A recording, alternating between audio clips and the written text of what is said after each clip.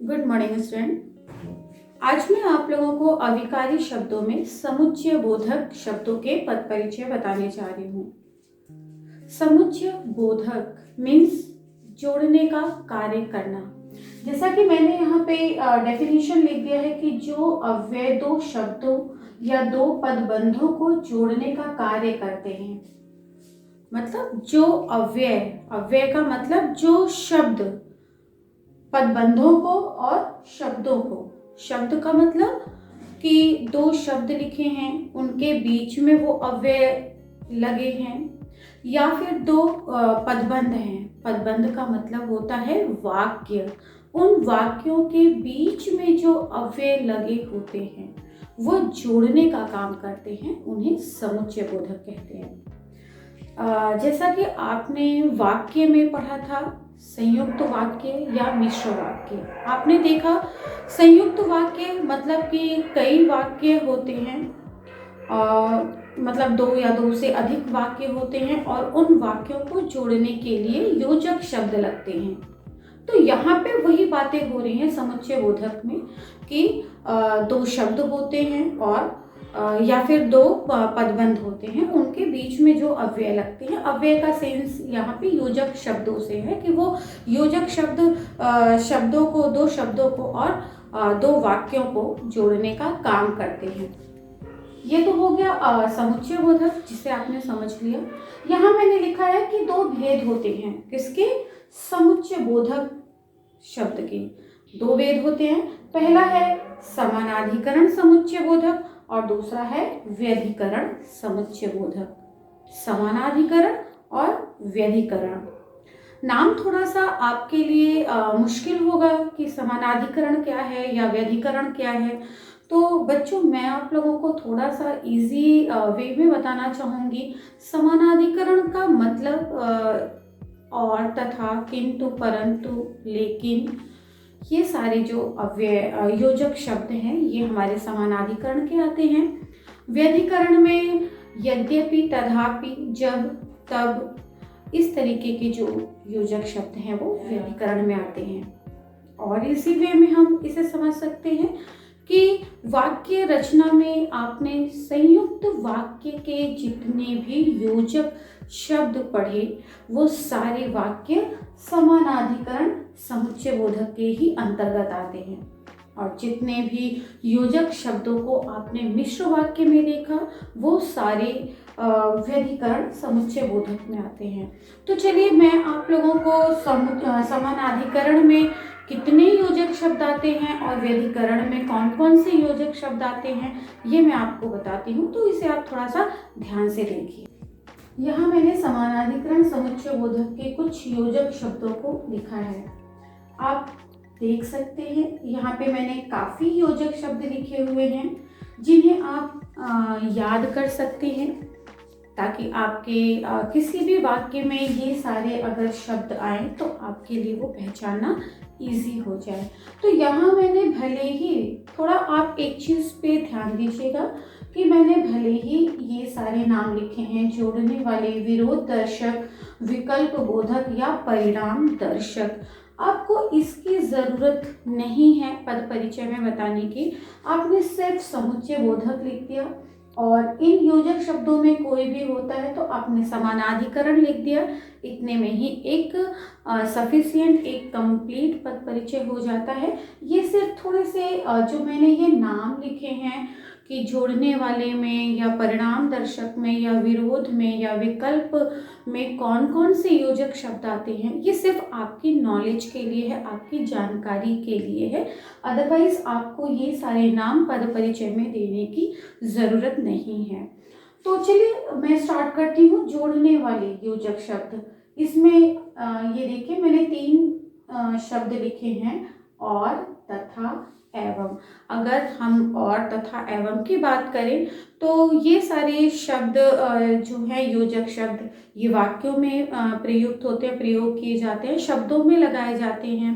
जैसे शब्द की बात अगर हम कहें कि राम और श्याम स्कूल गए, तो राम और श्याम, राम एक शब्द है, श्याम दूसरा शब्द है।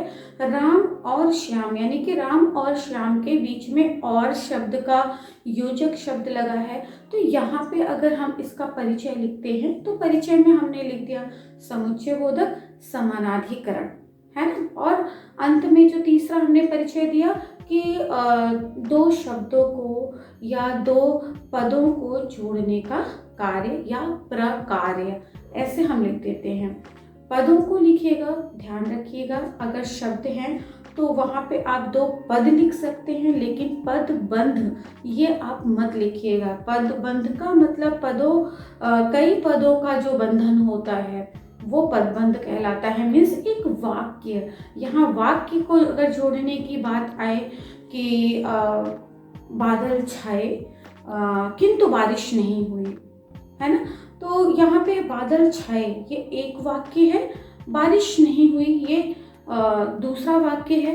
लेकिन उन दोनों को जो जोड़ने का कार्य किया वो किंतु शब्द ने किया।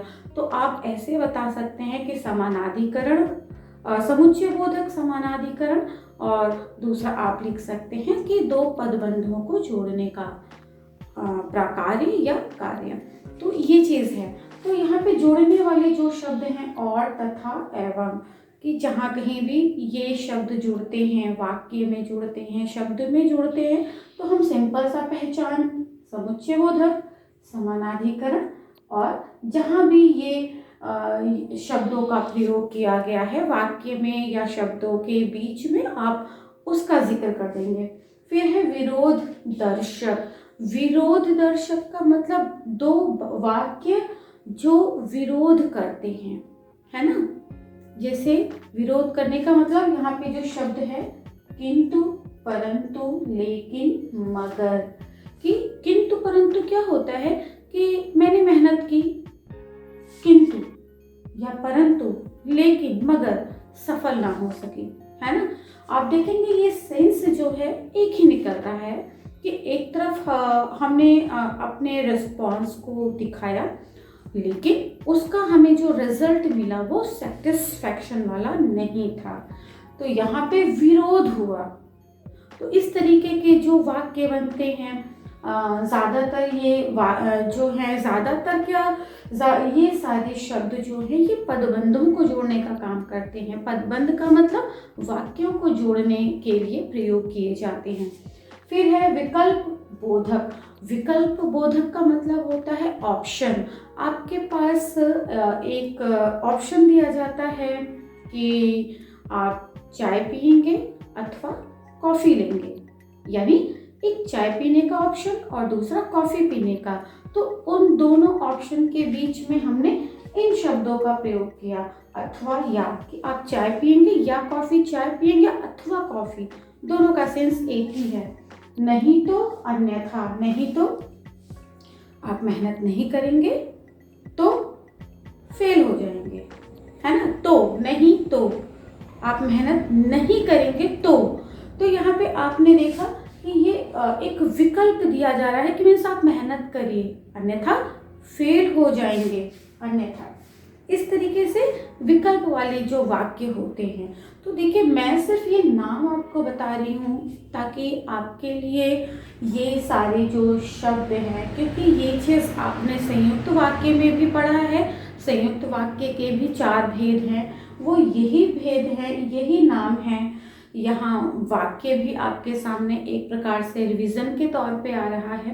तो यहाँ पे विकल्प आपने देख लिया। फिर है परिणाम दर्शक। परिणाम का मतलब होता है रिजल्ट। रिजल्ट क्या है? इसलिए, अतः, फलतः, इसलिए उसने मेहनत की थी इसलिए पास हो गया, तो यहाँ पे एक रिजल्ट आ गया, है ना। इसी तरीके से और भी शब्द हैं। तो बच्चों आपके लिए अगर देखा जाए तो अविकारी शब्दों का जो पद परिचय होता है वो बहुत ही सिंपल होता है, आपके लिए दिक्कत नहीं होती है। ये सारे शब्द आपने अपने दिमाग में भर लिए और जब भी इनका परिचय आ गया बस दिमाग में ये है कि हमें समुच्चय बोधक लिखना है। समुच्चय बोधक में दो भेद हैं, समानाधिकरण और व्यधिकरण। समानाधिकरण के योजक शब्द हैं तो आपने समानाधिकरण और उसके बाद ये ध्यान में रखेंगे, ये ध्यान देंगे उस वाक्य में कि वो वाक्य शब्दों को जोड़ने का वो शब्द जो है पद अव्यय शब्द जो है वो वाक्य को जोड़ रहा है या शब्द को जोड़ रहा है, तो वहाँ पे आपको लिख देना है। यदि शब्दों को जोड़ने का काम हो रहा है तो आपने लिख दिया दो शब्दों को जोड़ने का प्रकार है, या फिर वाक्य को लिख रहा है तो दो पदबंधों को जोड़ने का प्रकार है। दो पदबंध लिखे नहीं आपको याद आता है तो आप लिख दीजिए दो वाक्यों को जोड़ने का कार्य। ऐसा भी आपने लिख दिया तो आपका ये एक कंप्लीट पद परिचय हो जाता है। तो चलिए अब हम समुच्चय बोधक के दूसरे पार्ट को देखते हैं, दूसरे भेद को देखते हैं, व्यधिकरण। उसमें कौन कौन से योजक शब्द हैं तो उसकी तरफ हम एक निगाह देखते हैं। यहाँ मैंने व्यधिकरण समुच्चय बोधक लिखा है, उसके कुछ योजक शब्द लिखे हैं, आप देख सकते हैं। क्योंकि, अगर, तो, यदि, तो, ताकि, यद्यपि, तथापि, जब, तब या फिर चूंकि, इसलिए। मैंने आप लोगों को ये सारे योजक शब्द वाक्य भेद में बताए थे। मैंने आपको अपने इस वीडियो के स्टार्टिंग में भी बताया कि आप लोगों के लिए समुच्चय बोधक बहुत ही आसान है पहचानना, उसके योजक शब्द बताना बहुत ही आसान है। समानाधिकरण के लिए मैंने आपको बता दिया कि संयुक्त वाक्य के जितने भी योजक शब्द हैं वो आप समानाधिकरण के अंतर्गत रखेंगे, और मिश्र वाक्य के जितने योजक शब्द हैं वो व्यधिकरण, उनकी पहचान आप व्यधिकरण में बताएंगे। तो बच्चों ये बहुत ही सिंपल है, आपके लिए बिल्कुल भी मुश्किल नहीं है। जैसे मैंने यहाँ पे जो लिखे हैं क्योंकि, अगर तो का ये पेयरिंग वाला है कि अगर राम ने मेहनत की होती तो सफल हो जाता, आपने देखा। फिर यह है यदि, तो यदि कबूतर लालच नहीं करते तो जाल में नहीं फंसते। इसी तरीके से यद्यपि, तथापि, कि यद्यपि मुझे नौकरी मिल गई, तथापि यानी कि फिर भी मैं पढ़ाई करता रहा या करती रही। इसी तरीके से जब, तब, जब सूरज निकलता है तब अंधेरा दूर हो जाता है। चूंकि, इसलिए, चूंकि अधिकारियों की मिली भगत थी इसलिए हरे पेड़ काटे जा रहे थे। देखा, मैंने आपको इन्हीं योजक शब्दों से कई वाक्य बता दिए, और जितने भी वाक्य बताए ज़्यादातर जैसा कि मैंने आपको समानाधिकरण समुच्चय बोधक में बताया कि उसमें आपका जो परिचय है वो या तो शब्दों के बीच में योजक शब्द लिखे होंगे या वाक्यों के बीच में योजक शब्द होंगे। लेकिन व्यधिकरण में सिर्फ और सिर्फ वाक्यों में ही योजक शब्द लगते हैं, या तो वो वाक्य के स्टार्टिंग में लगेंगे क्योंकि ये पेयरिंग वाले यानी कि पेयर वाले, जोड़े वाले योजक शब्द हैं, तो वाक्य के स्टार्टिंग में और दो वाक्यों के बीच में योजक शब्द होते हैं।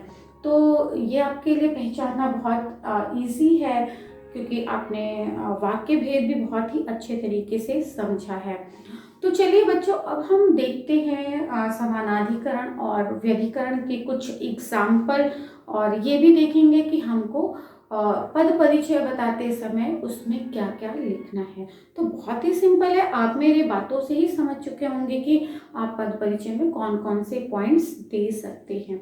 बच्चों, स्टार्ट करने से पहले मैं थोड़ा सा आपको एक बार फिर से ये जानकारी देना चाहूँगी कि मैं अपने पिछले वीडियो में आपको जितने भी पॉइंट्स बता रही हूँ कि आप जब भी जो भी परिचय देंगे उसमें जो जो पॉइंट्स है कि मतलब आपको भेद बताना है, लिंग, वचन, कारक बताना है, पुरुष बताना है, अगर क्रिया है तो उसका काल बताना है, भेद उपभेद बताना है। तो प्लीज़ आप लोग वीडियो में जो जो भी पॉइंट्स देखिए वो आप नोट ज़रूर करिए, अपनी कॉपी में लिखते जाइए कि किस विकारी शब्द में हमें क्या बताना है, किस में क्या बताना है, ताकि जब आप परिचय दें, परिचय आपके पास ऑप्शन के तौर पे आए तो आपके लिए पहचानना मुश्किल ना हो।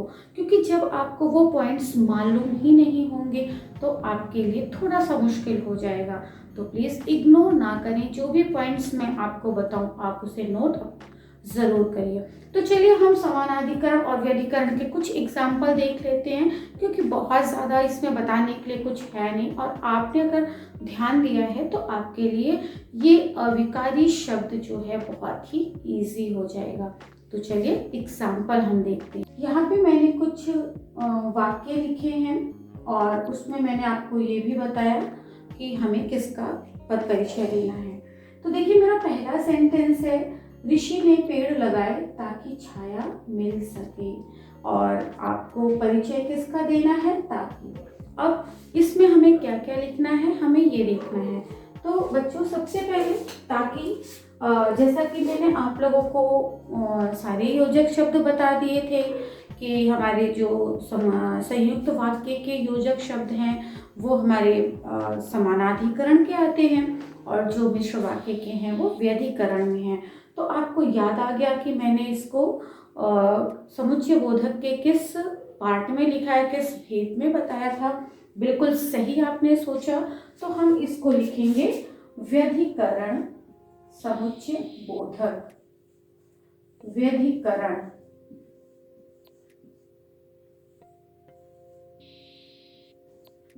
आपको ये पूरा लिखना है, समुच्चय बोधक।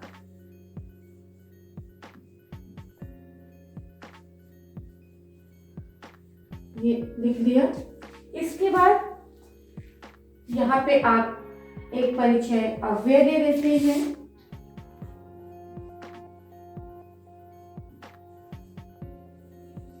अव्यय लिख देंगे, और अगला जो आप पॉइंट लिखेंगे, एक पॉइंट और लिख देंगे कि दो पदबंधों को जोड़ने का कार्य। ये भी आप जरूर लिखेंगे कि वाक्य को जोड़ने का काम हो रहा है या शब्द को जोड़ने का काम हो रहा है। तो आपने इतना छोटा सा परिचय बता दिया और समुच्चय बोधक का पद परिचय कंप्लीट हो गया। नेक्स्ट सेंटेंस है हमारा, मजदूर ने काम किया और मजदूरी मांगी।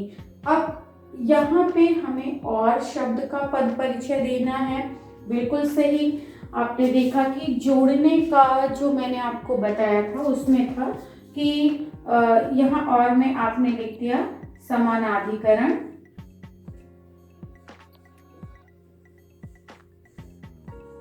समानाधिकरण समुच्चय बोधक।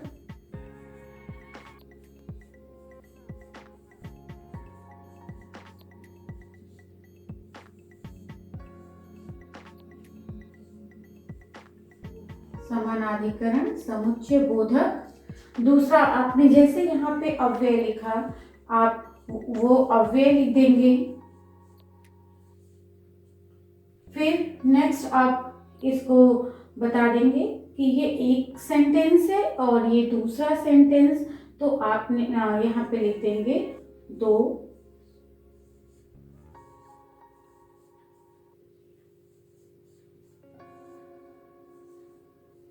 पदबंधों को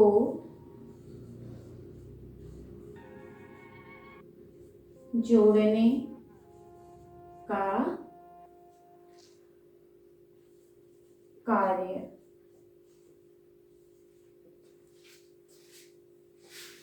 आपने देखा यहाँ पे मैंने आपको दो वाक्य में ये पद परिचय बताया, बहुत सिंपल परिचय बताया समुच्चय बोधक के।